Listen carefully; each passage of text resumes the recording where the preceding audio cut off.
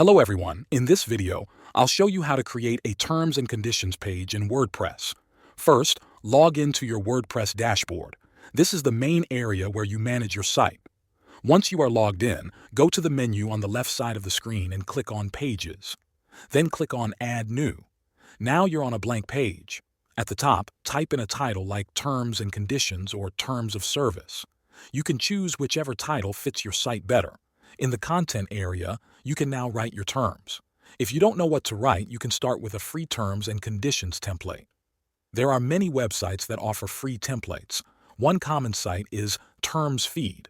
You can go to termsfeed.com, generate a basic terms and conditions policy, copy the content, and paste it into your WordPress page. After you paste the content, make sure you read through it. Change anything that doesn't apply to your website. Add any special rules you want people to know. Once you are happy with the content, look at the right side of the screen. Under the Page tab, you'll see a blue Publish button. Click it once, then click it again to confirm. Your page is now live. That's it. Thank you for watching.